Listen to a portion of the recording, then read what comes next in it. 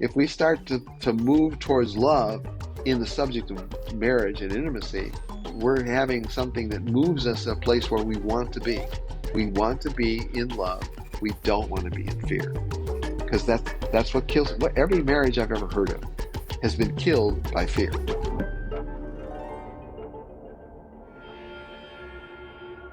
Hello, and welcome back to Retrieving Sanity with your podcast host, Keegan, and this is your podcast for all mental health, addiction, recovery issues, and topics. And I've got some questions for you real quick. Have you ever felt stuck in a relationship that felt hopeless, where love seemed to vanish and the only thing left was pain? Well, my guest today is Larry Bilotta, is a person that helps people save marriages, and it's some pretty interesting stuff. And he's got a new book out as well, and it is titled This Is Not the Woman That I Married? Yes, this is not the woman I married. Yes. Alrighty.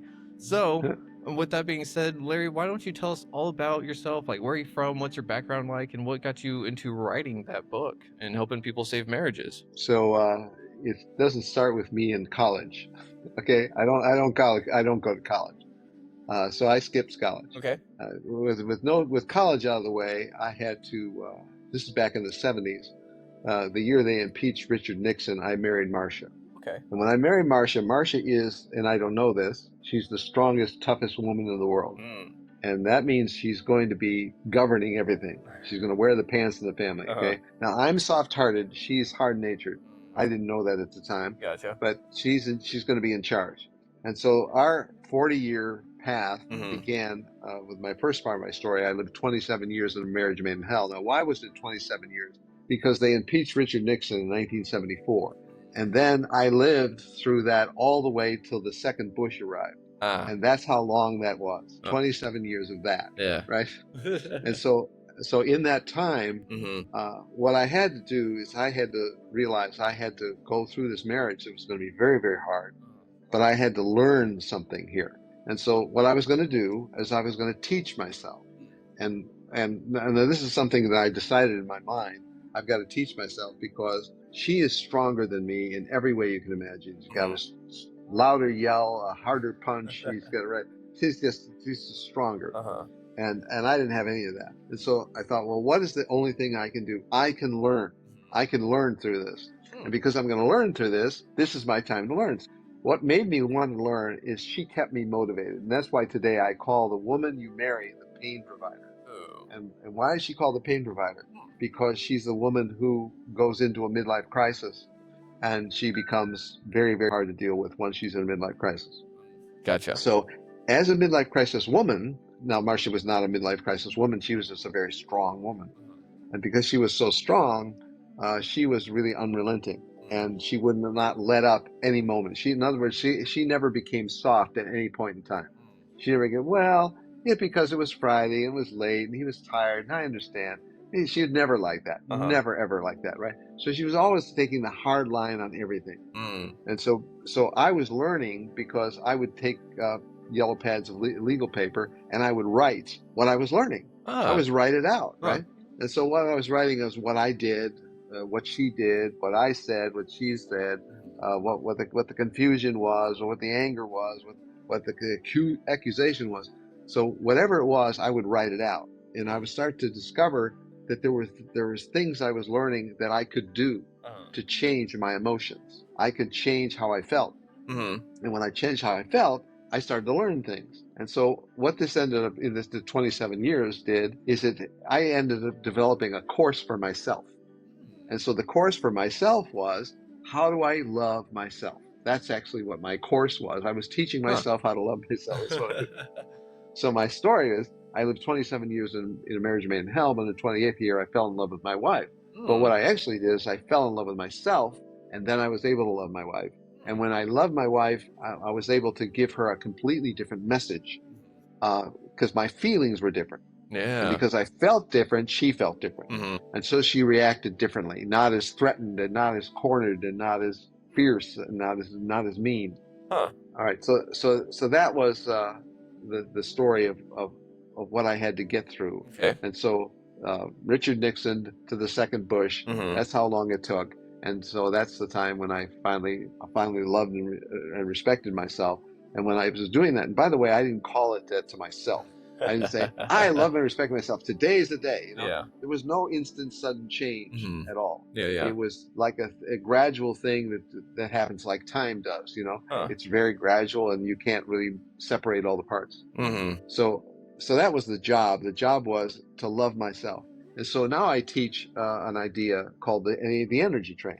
It's an energy train that has 7 cars. And the 7 cars are my mood, my attitude, my feelings, my sensitivity, my energy, my frequencies, and my vibrations. Now, those words are all something we're all familiar with. Yeah. We kind of don't know what the energy of frequencies and all that is, vibrations, right? But we know what mood and attitude is, right? Yeah. So when we put all those together, what we say is the energy train carries the emotion you're feeling.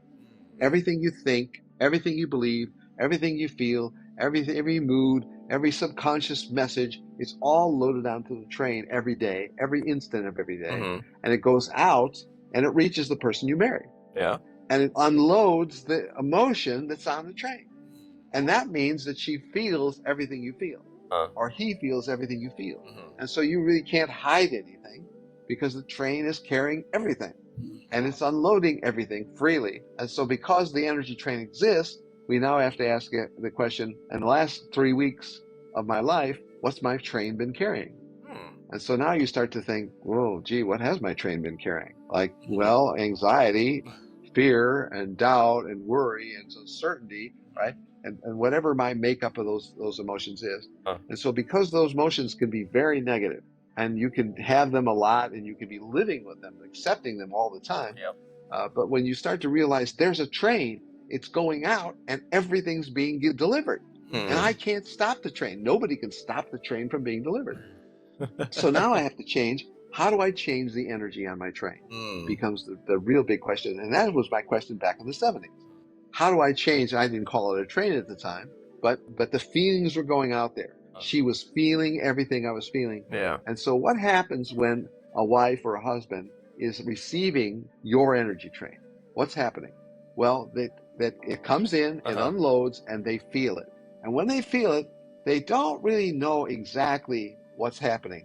They know something's not right, something's off, something's a little weird, something's suspicious, something's worrisome, right? These are all conclusions that people make when the train unloads. And so that's why you can't hide anything. You can't hide anything. You can't act a certain way. You can't act fake or shallow or hollow. You can't do anything like that because the train's going to deliver everything that all that emotional makeup you have, and it's going to be delivered. And so your emotional makeup is changing depending on what's happening in your world. Yeah. And so if you're really happy and really upbeat, and that genuine feeling loads the train, now the train delivers a happy, upbeat, exciting person, right?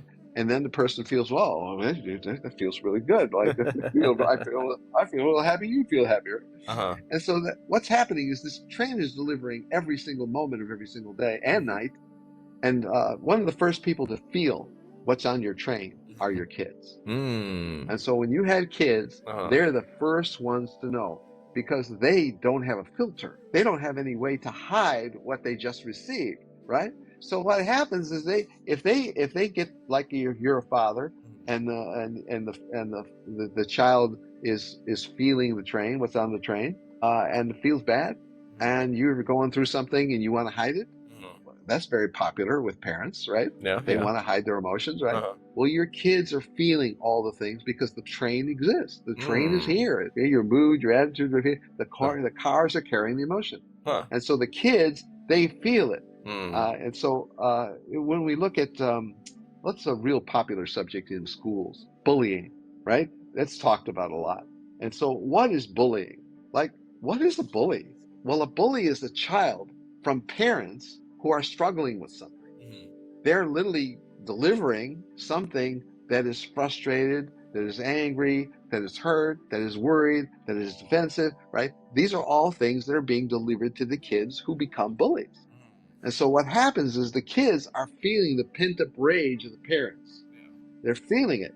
And now they don't know how to process it. They can't talk about it, right? So there's nothing you can do. So the kids have got to go to school. And when they go to school, what they do is they pick up the energy, the train of the children that are weakest in the school. So kids that are giving off their energy train was, I'm worried, I'm sad, I'm hurt, I'm doubtful, I'm uncertain, right? When they start giving that out, what the bullies do is they go, oh, here's something I can conquer, and they can feel it, and they can feel it. And so the energy trains are literally exchanging emotions. And that happens in a typical school day. Now, this is not something that a school will ever directly deal with, because what it means is I take the bully, I drag the parents to school, and I punish them for what they're doing with their emotions, which a school will never do. Yeah, no. A school will never do that, right? But this is just, I bring up the bully thing because the energy train is really the illustration of how the whole delivery system works, and it really does work. Yeah. And so the kids are the first people to actually feel what that happens. So I'm talking to men who are, because this is a book for men. I'm talking to men who have a woman who's in a midlife, or what they call a midlife crisis. And the reason she's in a midlife crisis is because she's been abandoned, she's been abused, she's been neglected, and that puts her at the bottom of my scale of 10 to 0. Yeah. And that's what's called a chaos kid. So a chaos kid is talking about when you're an adult living in an adult body, you think you're an adult and you're all grown up, but you're not. You're really secretly a child living inside in your mind as a chaos kid, because you have the chaos in this big vat, this subconscious vat, where all the events of the 55,000 hours, 10 years, 55,000 hours of events are stored there. I mean, can you imagine that's a big vat, right? And at the top of the vat is a small glass jar. And the small glass jar is your conscious mind. And that's the difference. So the big vat in the bottom, the small glass jar at the top, and the small glass jar is the conscious mind, where this is what we think, this is what we believe, this is what we say to people, this is what I want, this is what I don't want. That's all conscious mind stuff, right? Yeah.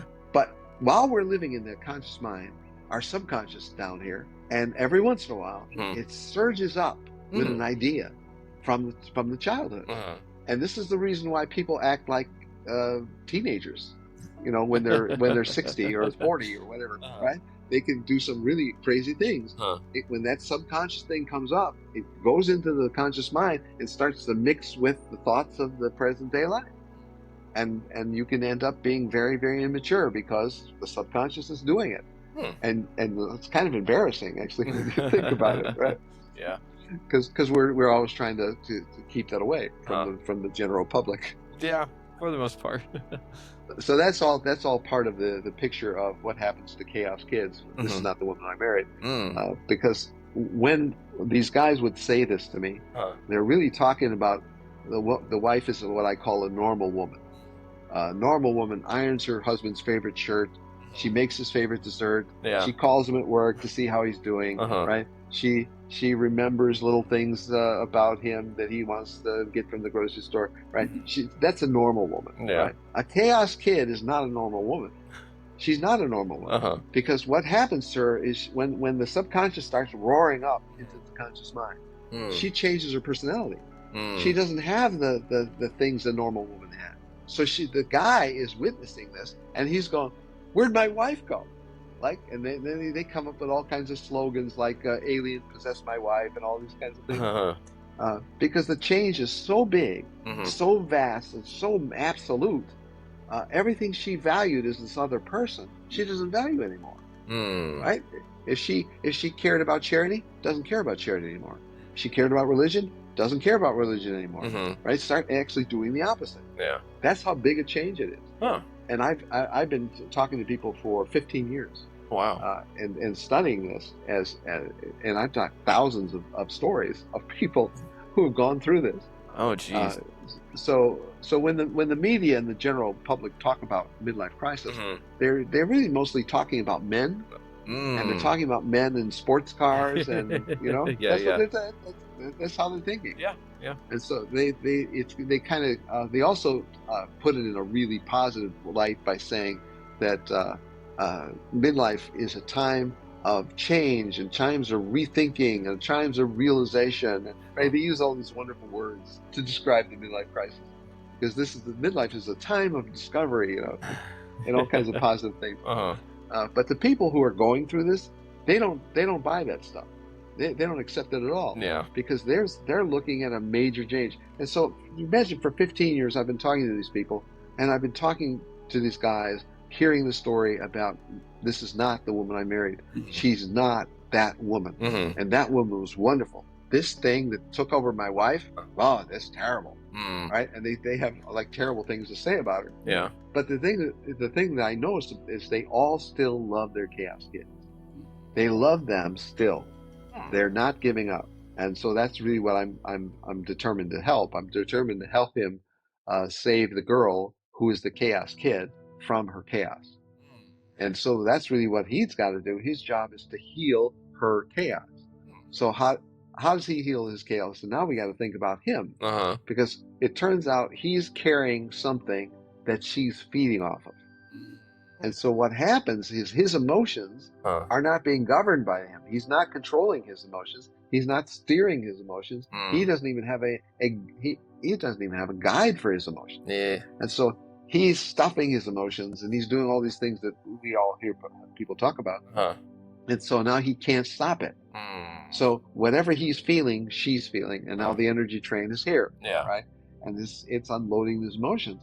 And so the idea is he's got to get his emotions into a place that he's actually thinking positively and not negatively. And so he's got to change his way of thinking, and that's really where the change starts. The change begins with the way you think. Okay.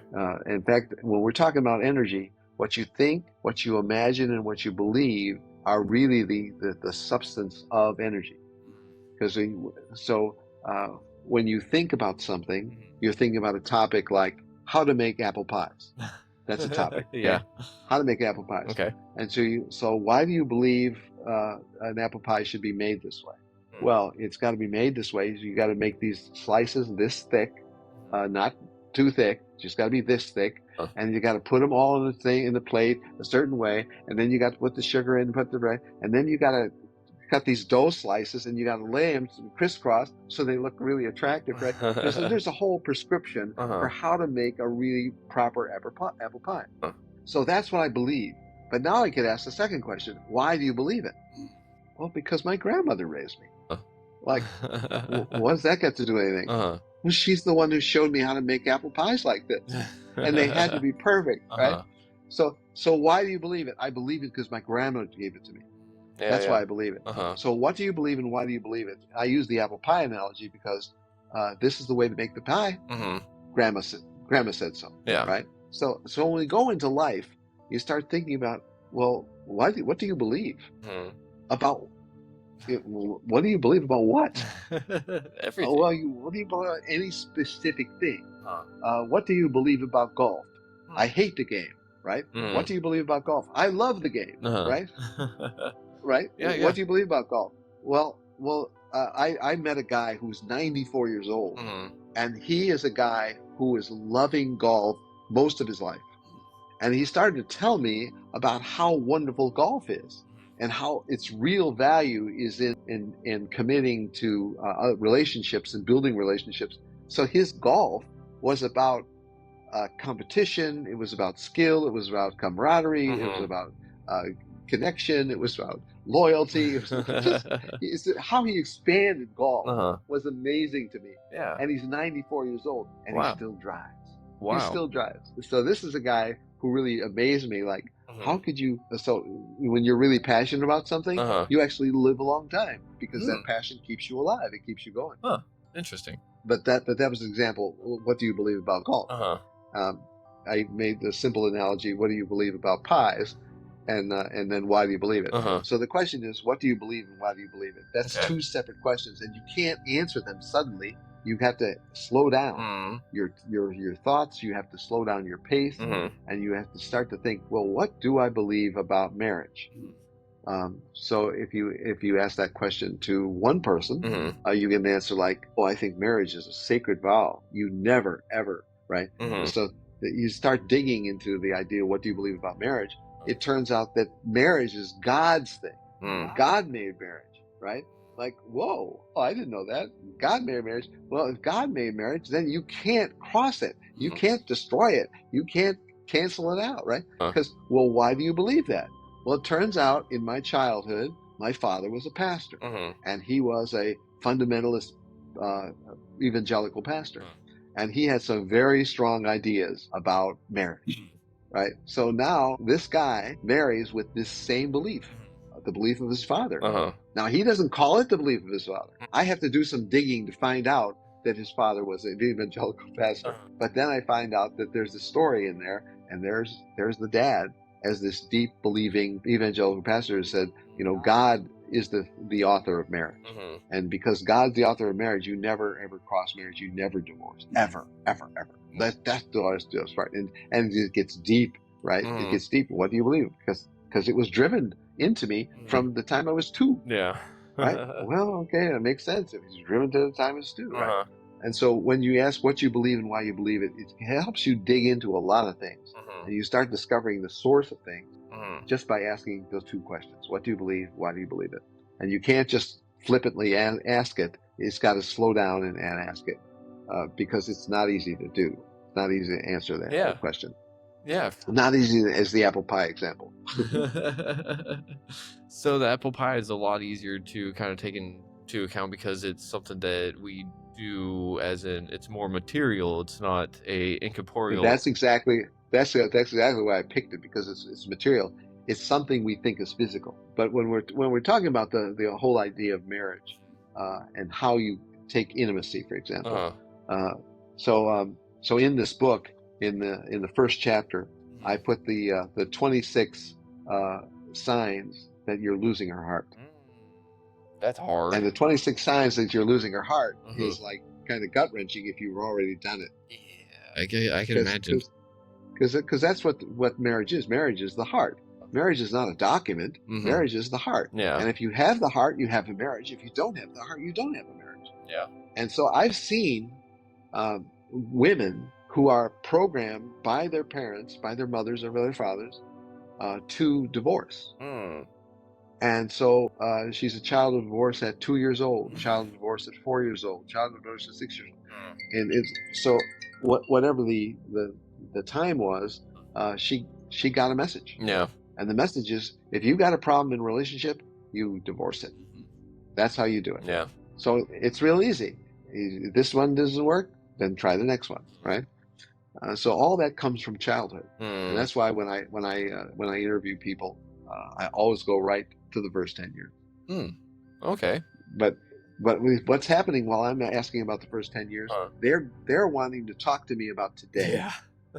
They want to talk to me about who just died, who got sick, who broke up, who divorced who, right? They want to talk about what's happening right now, which has nothing to do with anything.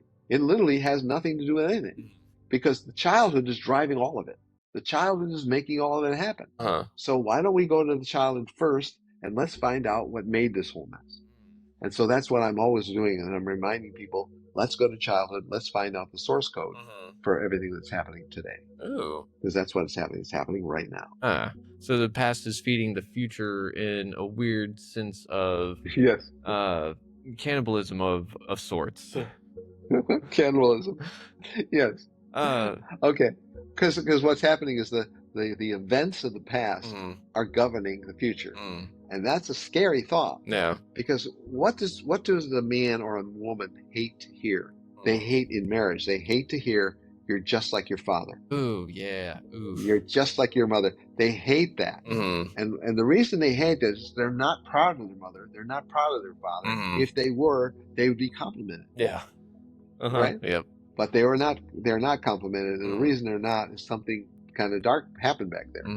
Yeah, so to address that is to help heal the future, in a sense, correct? That's really what we're trying to do. We're trying to change the emotion that's riding the train. Yeah.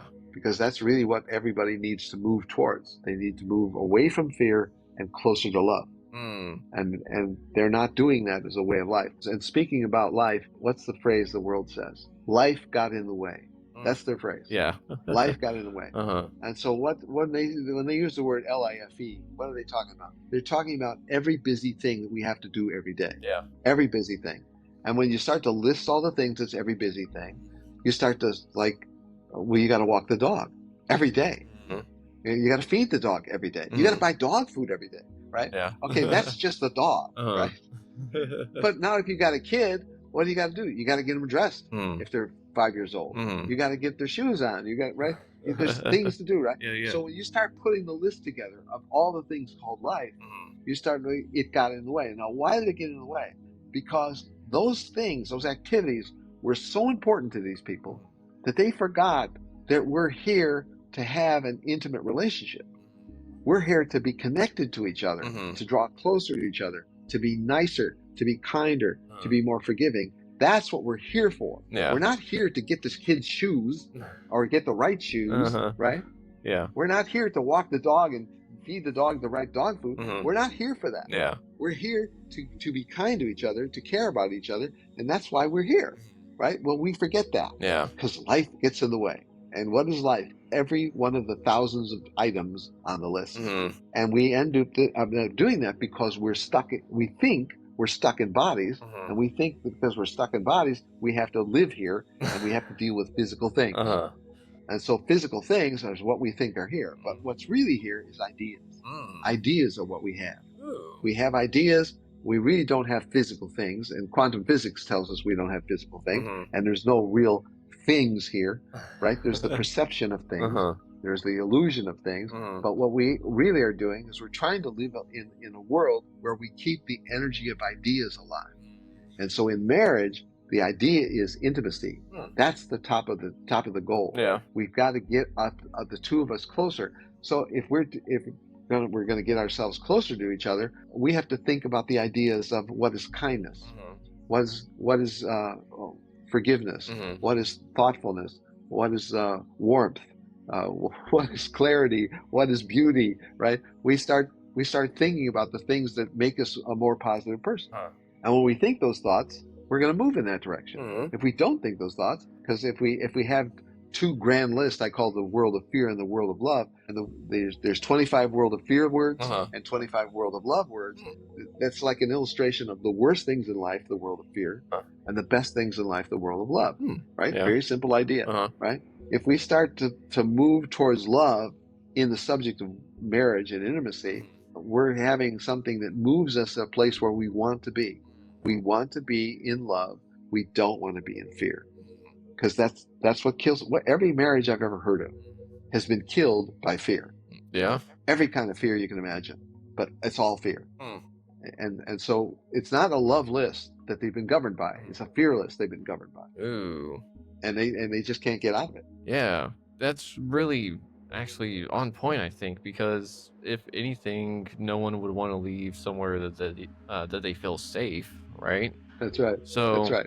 yeah, fear would definitely be a driving factor for people wanting to seek divorce. And then if that's ingrained to their pattern recognition or their programming early on, then for sure they're going to go that way. But it's kind of one of those things like, how do you tell someone that they're going towards fear whenever they think that they're going towards safety? Well, so what they're going towards safety is they're going to the illusion of something that's safe.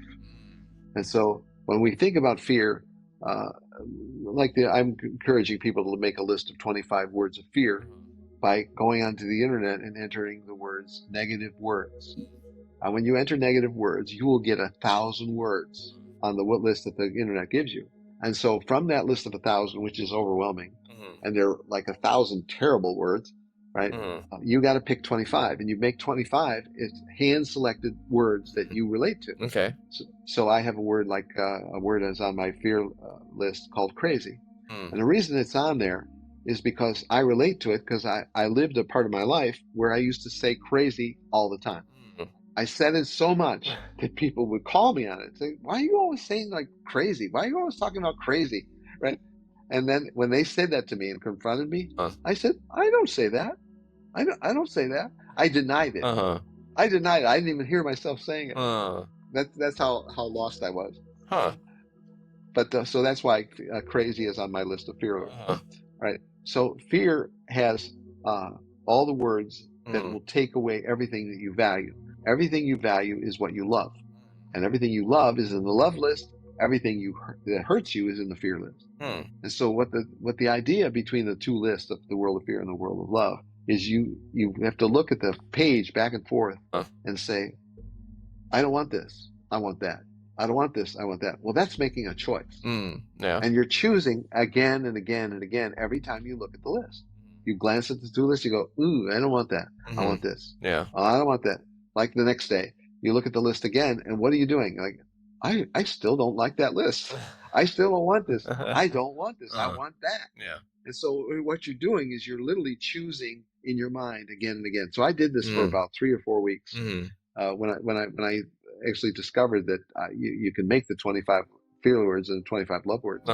And so I wasn't aware of this at all. But what I had to do at a really difficult time is I had to make some difficult decisions. And when I did, I was making decisions that are part of the love list. They're literally in agreement with the love list. And so I had to make some sacrifices and to compromise some things I didn't want to compromise. And so I was starting to make love decisions and not fear decisions. And like it felt like, wow, oh, how did I do that? So I did it subconsciously, because subconsciously the fear love list teaches you what you want, and you're actually choosing every time you look at it. Because once you stack a bunch of fear words, you're not going to like it. You're not going to like the fear list. It's clearly going to be, I don't want to like it. Yeah. I don't want it. And because it's right next to the love list, you're going to always choose the love list. Yeah. You're going to always choose the list you love. And what are words really? Words are energy containers. Words are energy containers. So a word like value. So value is a set of energies that are all together. And if we stick it in the world of words, the word value is connected with synonyms, like maybe 8 synonyms. Okay. So those 8 synonyms are 8 energies around the value word. And if you take value and put it in the center, you circulate it with all the synonyms, you now have a ball of energy. And that's how these words are not just words that you spell out with the letters. These words are all representative of energies, because we didn't have words in the beginning. There was just feelings, right? We just had feelings. We just had emotions, right? So what we're trying to do is we're trying to move to a place where we feel love and don't feel fear. That's really what we're all trying to do. Yeah. We're trying to find some way to do that. And all of us have all these different belief systems. And you know, everybody says, well, my belief system is better. So we like find something to argue about. But all of that is being pulled together by the idea of chaos kids and what chaos is. And chaos is built on fear, and fear is in childhood, and childhood is the beginning of the life, and that turns out to be how you end up living. Yeah. Okay. So one thing that I'm kind of hearing is, or not what I'm hearing is what you've said, is that to help heal the marriage, though, the guy has to go back to his childhood to heal himself there, and then from there he can help heal the wife. Is that correct? That's right. So he starts to heal himself. He starts moving to love and away from fear. Because what the guy is doing is he's living in fear most of his life. Why does he go to alcohol?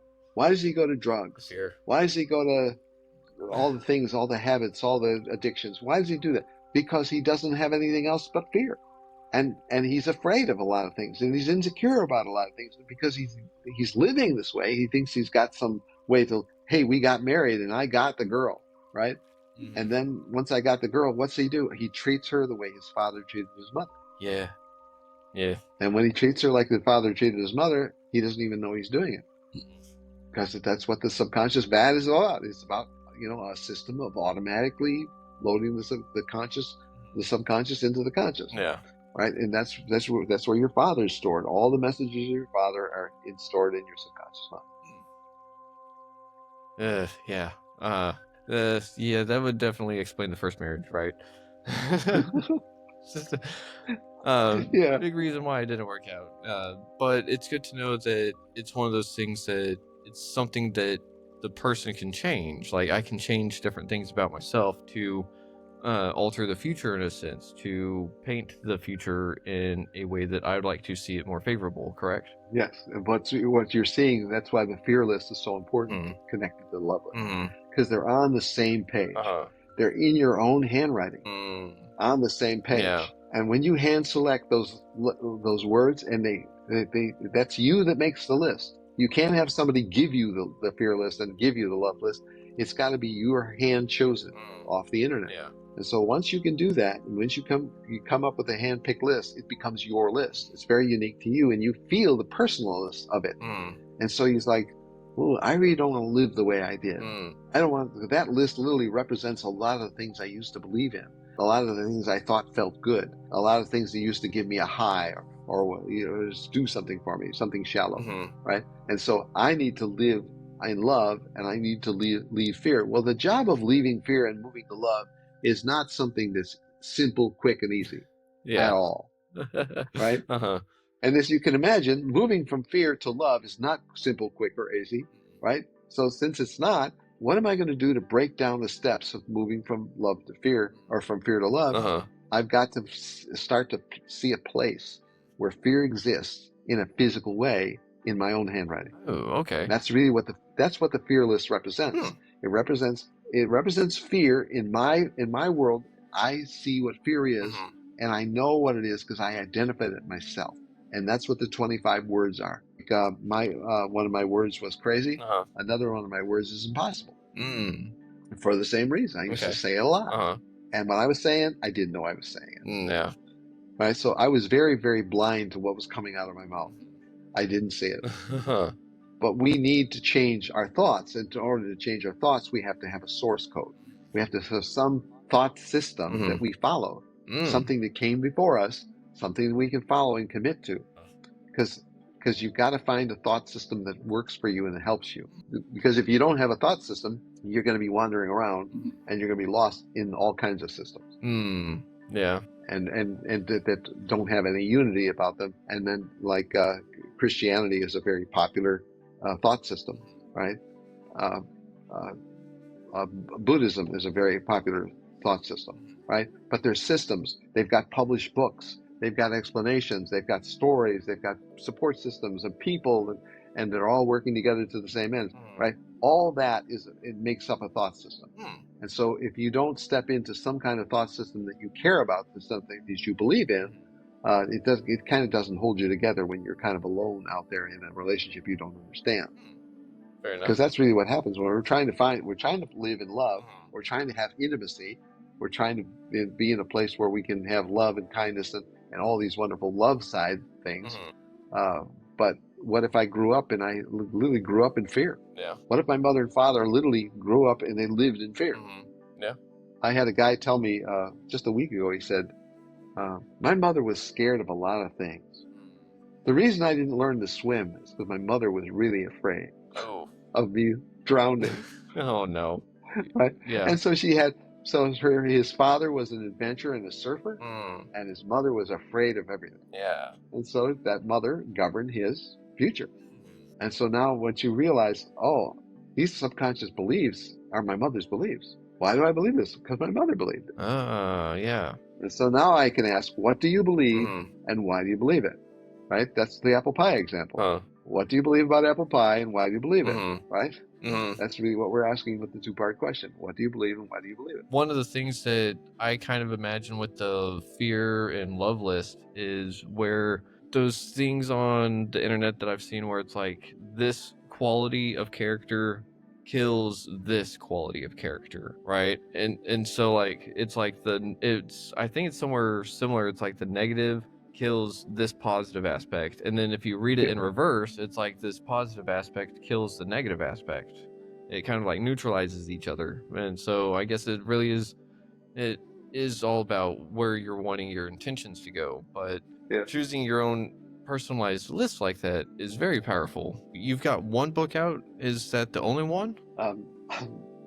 So I have 3 books. If you look on Amazon, Larry Bilotta has 3 books. Okay.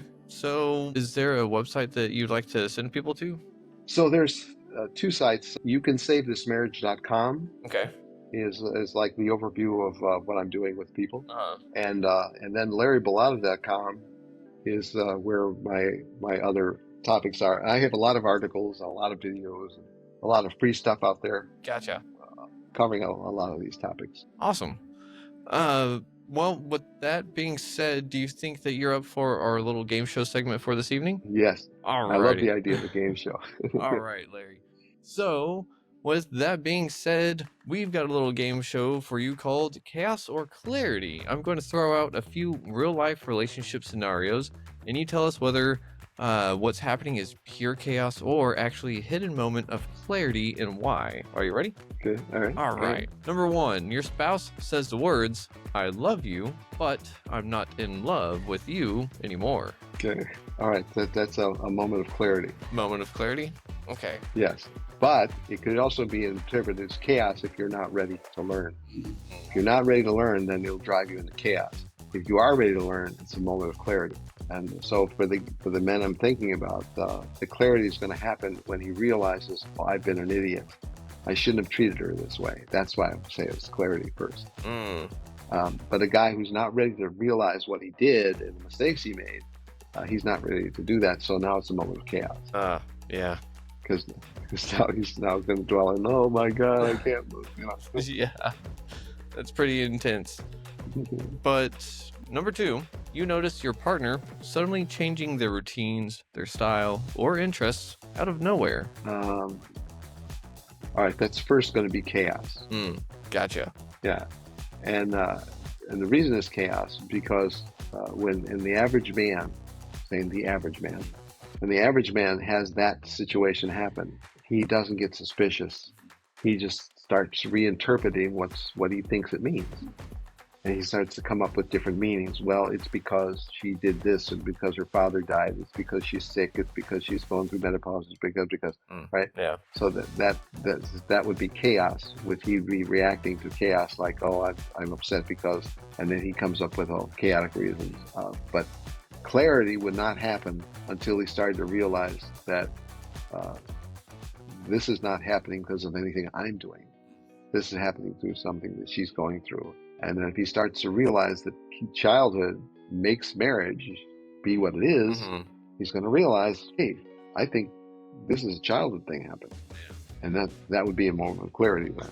Gotcha. So it would start as chaos and become clarity. Oh, okay. So it's almost a pattern somewhere. If number 3 turns out to be the same, we'll call it a pattern.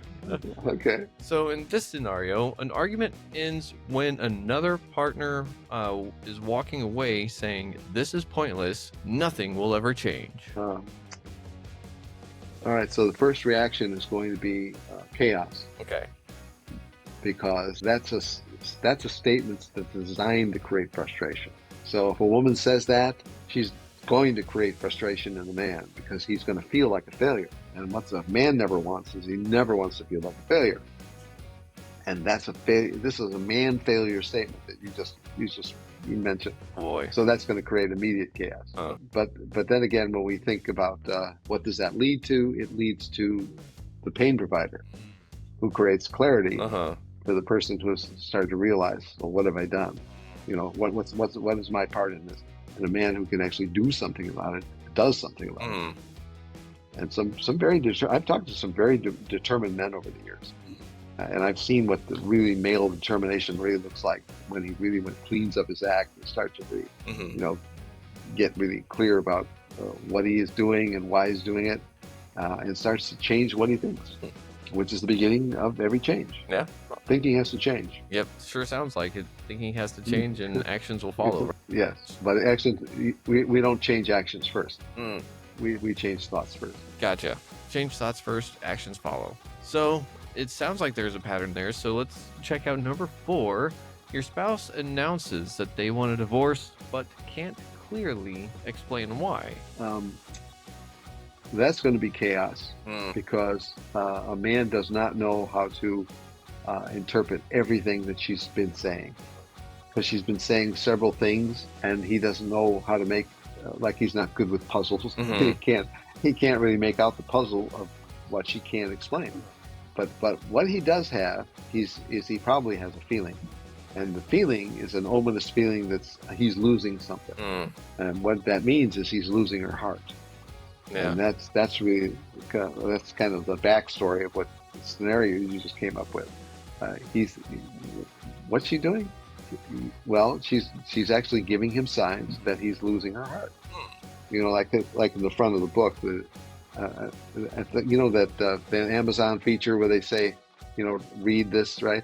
So you can read that first chapter just by going to the place of like look in the book. Okay. So the 26 signs of losing your heart. So those signs are signs that the heart's being lost, and when the heart's being lost, the marriage doesn't exist. So the marriage is only the heart. It's nothing else. It's not marriage licenses. It's not legal. It's not like that's all counter stuff that we make in the physical world to keep the whole structure together. But that's not even a thing.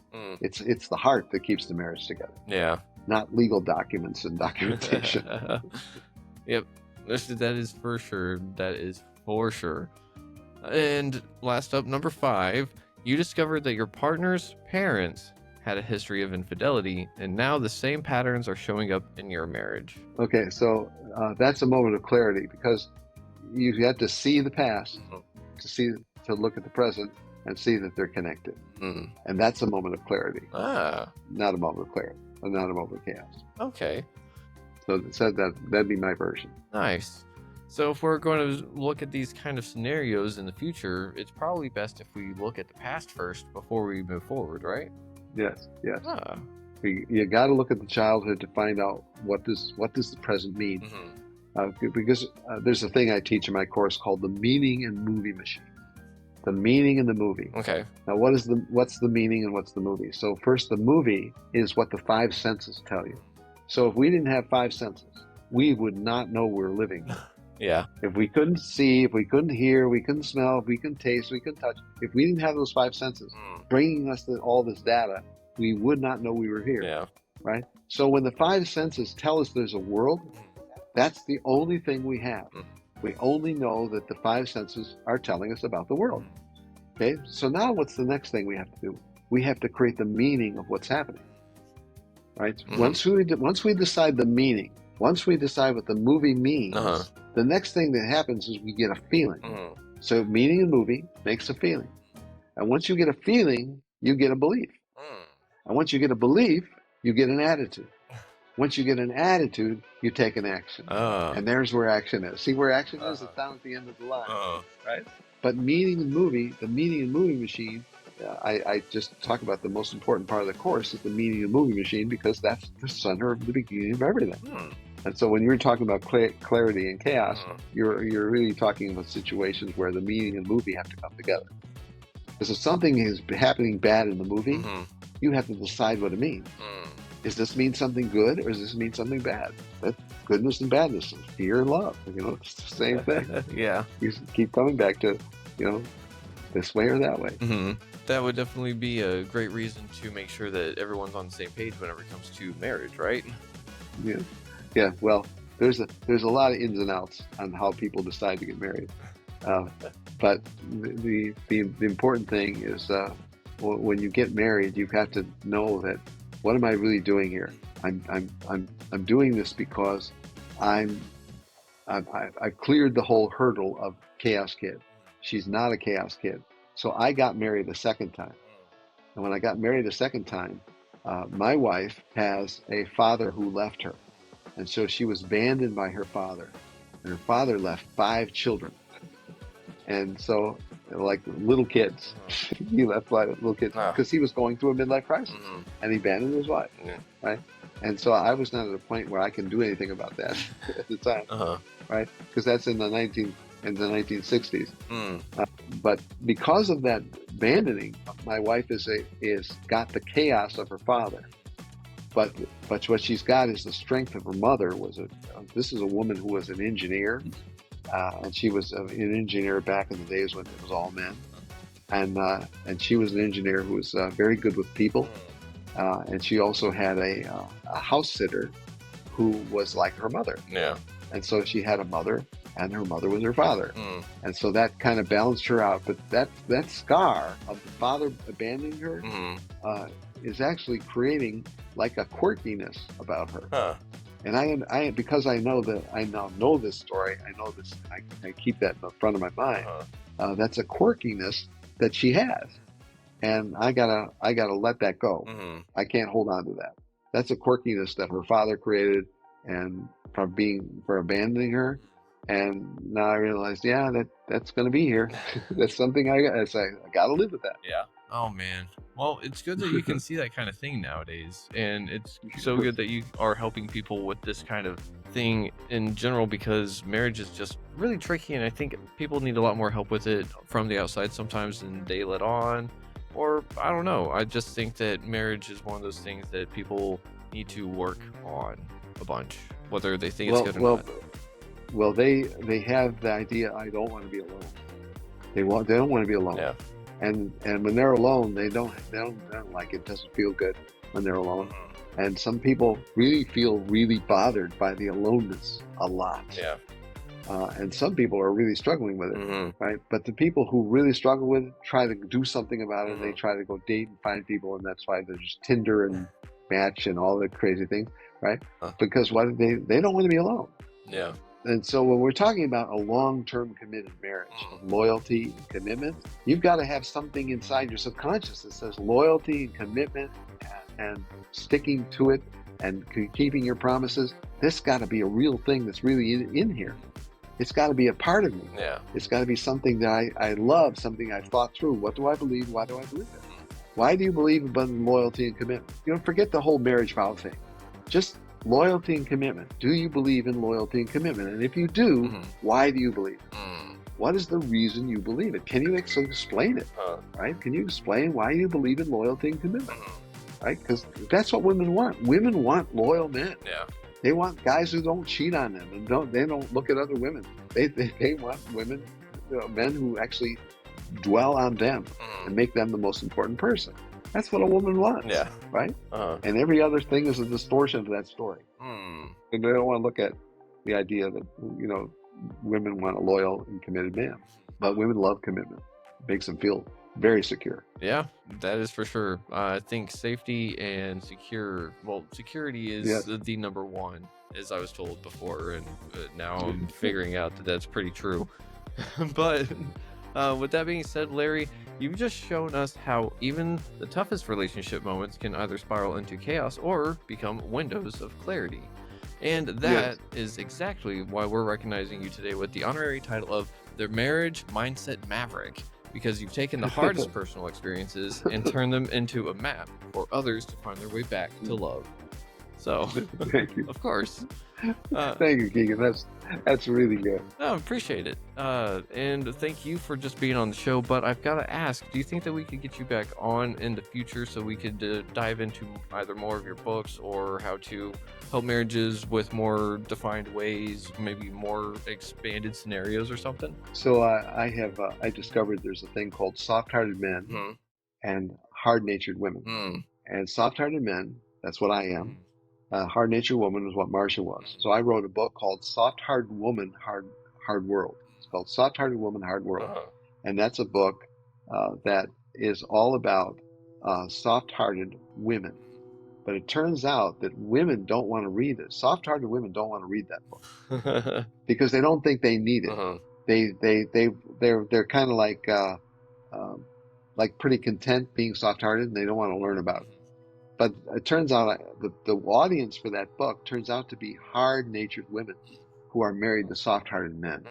Soft-hearted men really care about what everybody thinks of them, and they don't want anybody to think badly of them, and they don't want everyone to look bad. When they want divorces, they always try to look good all the time.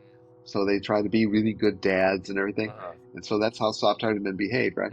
So these hard-natured women like that book because it's helping them, like they read the book that's written for soft-hearted women and they try to apply it to their soft-hearted man. So that was a book that was a little off target. I mean, there's only one way to find out these kind of things, right? Is through a little bit of experimentation. Yes, that's right. Yes, I'd love to come back. Awesome. Yeah. Well, I really appreciate it, and I've got one more question for you, if you don't mind. Okay, go ahead. All right. So, Larry, the name of this podcast is Retrieving Sanity, and we explore how all facets of living life impact mental health. Looking at the incredible motley adventures of your life, what does retrieving sanity personally mean to you today, and what's one practice or perspective you believe is crucial for anyone on that journey? So if you're retrieving sanity, that says that you're in your right mind. So if we think in terms of a wrong mind and a right mind, Uh, and so I talk about a wrong mind because a wrong mind is the wrong-minded life of the ego. Everybody's for centuries they've talked about the ego as really bad, right? And because the ego is nothing but trouble, right? Yeah. Because it's always looking at the fear side of everything, Mm. right? And so if you're to get into a place where you can have sanity, Uh-huh. your sanity would come from losing your ego. Mm. When you lose your ego, you're free from being insane, because the ego is insane. Huh. Okay. So nothing good has been written about the ego, and so when we talk about insanity or getting to sanity, Uh-huh. what makes a person sane? Less ego makes a person sane. Gotcha. The less ego a person has, the more sane they are. The more ego they have, the more insane they are. Huh. More wrong-minded, more ego. More right-minded, less ego. Huh. That actually makes a whole lot of sense that I never really put together before. So thank you for that, Larry. Thanks. Yeah, for sure. And with that being said, I really, really appreciate you being on the show. It was super awesome hearing all about your adventures and everything that is what it is to help restore marriages and figure out a little bit about myself in the long run too. Okay. So, Well, go ahead. thanks, Keegan. I hope to hear your story. Yeah, for sure. We will get it out there, and we're going to have you back on the show in the future, so we'll be able to explore all about it. But everyone out there, thank you for listening to Retrieving Sanity on WDJY 99.1 FM. This has been Keegan, and this has been Larry, and we're just here to let you know that you gotta love yourself, try to love others if you can, but you gotta love yourself first, and we will see you next week. So, till then, much love.